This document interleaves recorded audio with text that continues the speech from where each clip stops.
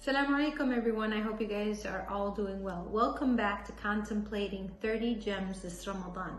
The third gem that I want to highlight is something that Ibn al-Qayyim rahimahullah states, where he says wasting time is worse than death, because death separates us from the world, whereas time separates us from Allah subhanahu wa ta'ala. Now the beginning of his statement where he says wasting time is worse than death, we want to really look at, do we value time? And valuing time is one of the most significant parts of our faith. Everything is about time. And being mindful of it, it's important, and it will actually change the way that we live. Now, some people might not think that there's a problem with showing up late. But when we continue to show up late to events or to commitments, it reveals a much deeper problem that we actually have, which is a lack of consideration of time. And we want to make sure that we value our time, but we also have a deep consideration for the time others have as well. And this can show up in many different parts of our life.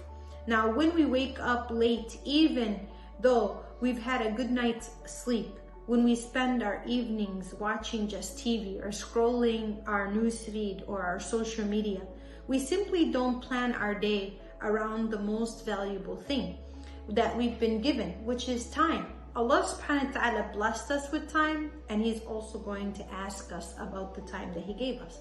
So the value of time, Ibn al-Qayyim rahimahullah puts things into perspective when he says wasting time is worse than death. So when you die, you simply are just being cut off from this world and the people in it. But when you waste time, you cut yourself off from God and the hereafter. So if we knew the true value of time, we would appreciate it a lot more and do what we can, the best way that we can with that time. And if we truly value time, we'd be counting the minutes in our days to make sure that every second counts and we don't misuse or never lose a second. And if we do, we actually get disappointed with ourselves. The Prophet Muhammad ﷺ, he said that along with your health, your free time is one of the biggest blessings that you'll ever have. So we look at many gifts that Allah subhanahu wa ta'ala gives us. So life is a blessing, but the time that He gives us is a blessing as well. So keep in mind, how are you using your time?